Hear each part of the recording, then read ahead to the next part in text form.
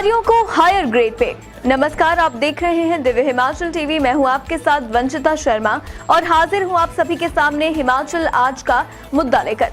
हिमाचल के कर्मचारियों को हायर ग्रेड पे का लाभ मिलने जा रहा है। इस बार सोमवार को होने जा रही मंत्रिमंडल की बैठक में सरकार इस पर बड़ा फैसला लेने जा रही है। इसके साथ ही सरकार कर्मचारियों के नए पे कमीशन एरियर पर भी मंत्रिमंडल में फैसला लेगी। दूसरी ओर अभी कर्मचारियों को मांगे पूरी न होने का मलाल है। क्या है कर्मचारियों की मांगे और क्या करने जा रही है सरकार? हम पहाड़ी में इसी पर चर्चा कर रहे हैं राजेश शर्मा और ओंकार सिंह। कर्मचारियों को कैबिनेट से आस, क्या आस है कर्मचारियों को कैबिनेट से? चर्चा इस पे कर लेते हैं। हिमाचल के कर्मचारी अगर हम देखें ओंकार जी, तो सरकार के रवैये से अभी तक थोड़े से नाराज चल रहे हैं। सरकार कर्मचारियों को लग रहा है कि सरकार उनकी सुन रही है। सरकार कह रही है हमारे पास वक्त नहीं है। तो क्या लग रहा है आपको, क्या कहेंगे इस पे? जी राजेश जी, कर्मचारियों के लिए एक बहुत बड़ी, मैं कहूँगा एक खुशखबरी है, एक बहुत बड़ी उम्मीद है और एक बहुत बड़ा फैसला जो है वो कर्मचारियों को अब इस फैसले का इंतजार करना चाहिए। 6 जून को राजेश जी कैबिनेट की बैठक बुला ली गई है। मुख्यमंत्री जयराम ठाकुर जी ने अपने मंत्रिमंडल की बैठक जो है वो 6 जून को बुला ली है। सवेरे 10:30 बजे 6 जून को बहुत बड़ी एक बैठक, मैराथन बैठक जिसको बोलते हैं, कैबिनेट की बहुत लंबी चौड़ी एक बैठक होने जा रही है। और इस बैठक में हमारे पास जो हमारे सूत्र बताते हैं कि इस बैठक में कर्मचारियों के कई मसले जो हल होने वाले हैं। कई जो घोषणाएं थी उनकी अधिसूचना जारी होने वाली है और कर्मचारी इसी इंतजार में थे कि भाजपा सरकार जो है कुछ न कुछ अपनी जुबानी जो है वो एक खुशखबरी दे। तो ये 6 जून जो है सुबह के 10:30 बजे से जो बैठक होगी मंत्रिमंडल की, ये खुशखबरी लेकर आने वाली है। खुशखबरी लेकर आने वाली है कर्मचारियों के लिए, उन कर्मचारियों के लिए जो लगातार आस सरकार से अपनी मांगों को लेकर या समस्याओं के समाधान को लेकर लगाए बैठे हैं। 31 मई को प्रधानमंत्री का समारोह हिमाचल प्रदेश का था ओंकार जी, वहां से सरकार फ्री अब हो गई है। तो अब ये कैबिनेट की बड़ी महत्वपूर्ण, जैसा कि आपने कहा, बैठक हो रही है।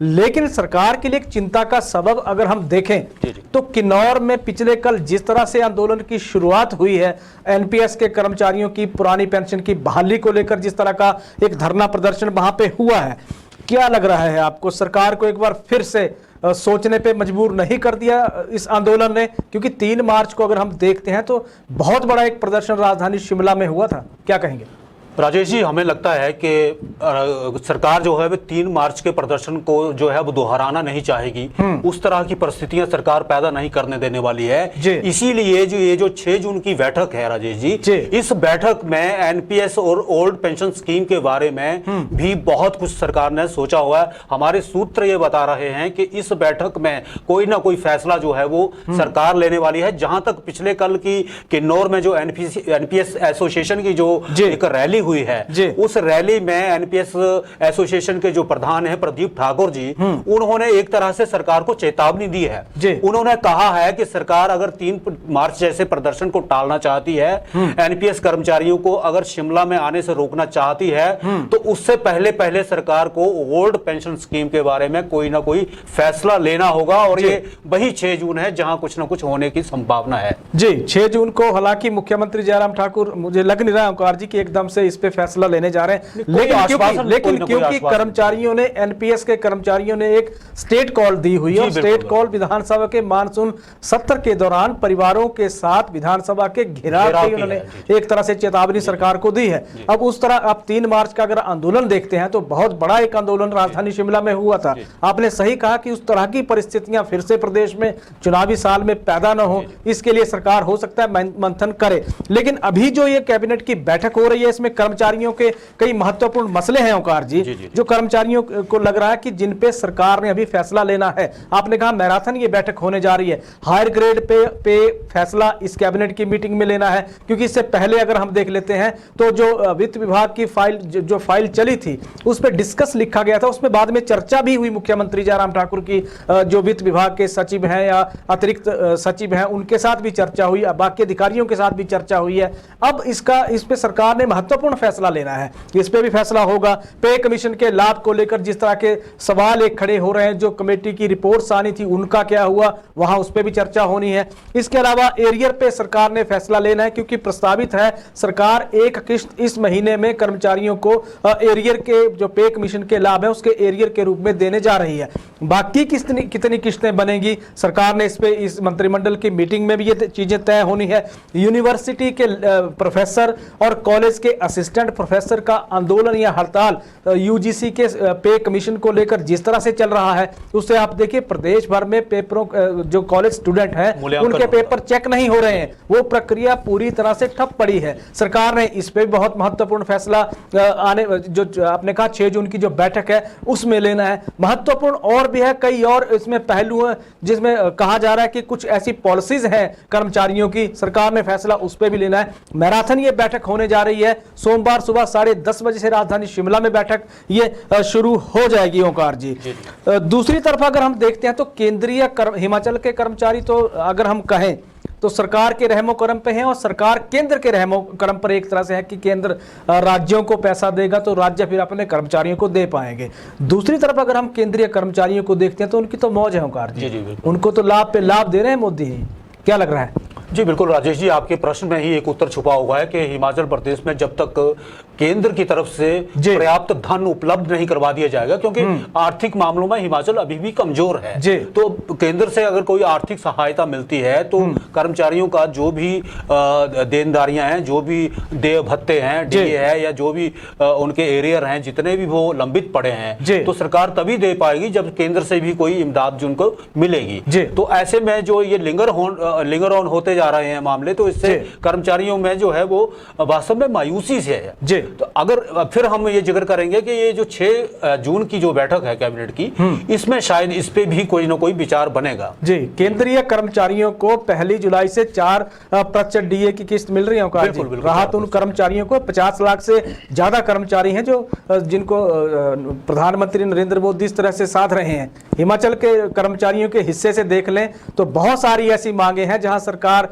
अभी हल करने में फिलहाल अपने आप को समर्थ नहीं पा रही है। यह सरकार कुछ मुद्दे हैं जिनको छेड़ नहीं पा रही है, पैसा सबसे बड़े इसमें रोड़ा एक तरह से यह बाधा बनी हुई है। ओंकार जी, नौकरी की आस लगाए बैठे युवाओं की भी बात कर लें। ओंकार जी, स्कूलों में 3,500 जेबीटी शिक्षकों के पद खाली हैं और एक खबर जो आई है उस खबर ने चौंका दिया है। बैच वाइज भर्ती नहीं होगी जेबीटी की, झटका लगा है या नहीं लगा है, क्या मानते हैं आप? बिल्कुल राजेश जी, बहुत बड़ा एक झटका लगा है। ये मैटर जो है अब संभवतः कोर्ट में जाने वाला है। दरअसल जेबीटी में बीएड के कैंडिडेट के एंट्री होने के बाद जो है वो सरकार ने कमीशन को पत्र लिखा था कि भर्ती प्रोसेस जो है वो शुरू कर दिया जाए। बिल्कुल। मगर अब शिक्षा निदेशालय ने जो एक चिट्ठी आई है उसमें एनसीटी के प्रावधानों का भी जिक्र है और बैचवाइज भर्ती का इसमें कोई भी लेना देना उसमें नहीं रखा गया है। ठीक है जी। अब जो सरकार के महाधिवक्ता हैं उनकी ओर से ये मामला जो है वो कोर्ट के समक्ष रखा जाएगा।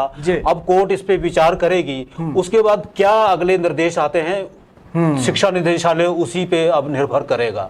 तो एक तरह से ये मामला भर्ती का जो मामला है ये बिल्कुल अटक गया है, लटक गया है। जी जी, तो झटका लगा है उम्मीदों बड़ा झटका, बिल्कुल बड़ा झटका लगा है, क्योंकि लगातार जेबीटी भर्ती पे एक तरह से सवाल भी उठ रहे थे और जिस तरह से जो युवाओं को आस थी नौकरी की वो धूमिल एक तरह से होने लगी है।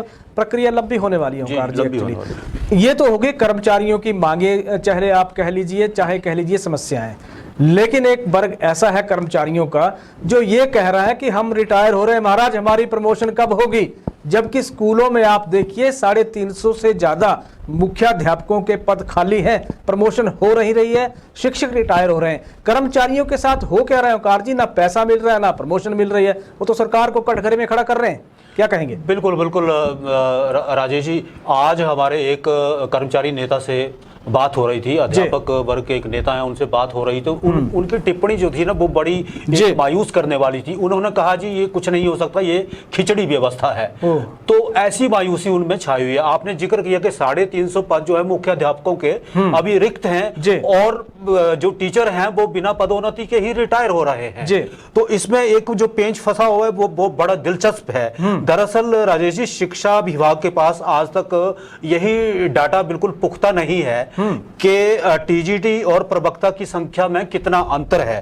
तो ऐसे में टीचर जो है वो बिना कसूर के ही सजा पा रहे हैं। ये बहुत ही विडंबना वाली बात है। मतलब शिक्षा विभाग को ये नहीं पता कि टीजीटी कितने विभाग के पास और लेक्चरर कितने हैं यही पता नहीं है। जी बिल्कुल, इसमें जब रेशो एक तय होगी तभी ये पता चलेगा, मगर पता नहीं, जैसे उनकी टिप्पणी थी कि खिचड़ी व्यवस्था है, तो ये बड़ी मायूस करने वाली टिप्पणी है। बिल्कुल, तो मायूसी तो वहां भी ओंकार जी, प्रमोशन हो नहीं रही है, सीधे रिटायरमेंट हो रही है। पॉलिसीज को लेकर लगातार, चाहे आप आउटसोर्स कर्मचारी कह लीजिए, एसएमसी के टीचर कह लीजिए, एनएचएम के कर्मचारी कह लीजिए, या बाकी जितने भी कर्मचारी हैं, पंचायत चौकीदार कह लीजिए, होमगार्ड के जवान कह लीजिए, कुछ भी कह लीजिए, इस जो कैबिनेट की जो मीटिंग हो रही है, इसमें क्या आउटसोर्स के कर्मचारियों पे चर्चा होगी? क्योंकि बाकी जो हम कैटेगरी देखते हैं कर्मचारियों की जो पॉलिसी की मांग कर रहे हैं, जिसमें बाकी आउटसोर्स को छोड़ के जितने भी आ रहे हैं, उन पे तो चर्चा होने से रही। क्या आउटसोर्स के कर्मचारियों की, आउटसोर्स के कर्मचारियों की पॉलिसी बन गई है और सब कमेटी के अध्यक्ष ने उसका ड्राफ्ट एक तैयार कर लिया है ओंकार जी, क्या कैबिनेट में जा रहा है इस बार?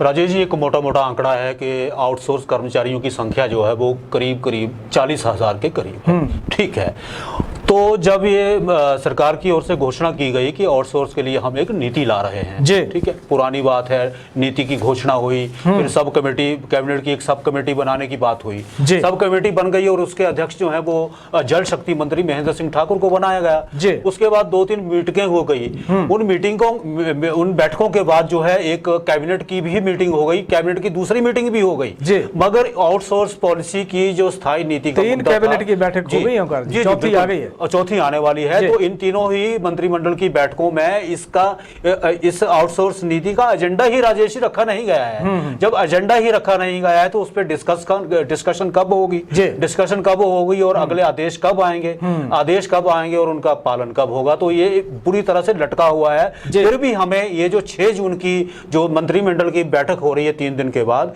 इससे एक उम्मीद जो है वो जगती है कि शायद कैबिनेट इस पे कोई ना कोई एजेंडा, सब कमेटी कैबिनेट में कोई ना कोई एजेंडे में इस चीज को लाया जाएगा। तो देखते हैं जी, उम्मीद है। और दूसरा आपका प्रश्न था कि हायर ग्रेड पे का, तो हायर ग्रेड पे का जैसे हम पहले भी चर्चा कर चुके हैं कि केंद्र से अगर धन हिमाचल में आएगा, क्योंकि हायर ग्रेड पे देने के लिए एक बहुत बड़े धन की प्रावधान रहता है, और जब तक फाइनेंस डिपार्टमेंट इस फाइल को ओके नहीं करेगा तब तक हायर ग्रेड पे देना असंभव सा भी लगता है। जी, हायर ग्रेड पे अभी असंभव है, लेकिन उम्मीद पे दुनिया अटकी है। और जो कैबिनेट हो रही है महत्वपूर्ण इसीलिए है कि कर्मचारियों के जितने भी, चाहे तकनीकी पहलू कह लीजिए, चाहे उनकी समस्याएं कह लीजिए, चाहे मांगे कह लीजिए, चर्चा उस पे होनी है, फैसला सरकार ने उस पे करना है, फिर आगे की प्रक्रिया शुरू इस पे होनी है। चुनावी साल है, जाहिर तौर पे दबाव ओंकार जी सरकार पे भी कर्मचारी वर्ग का होगा।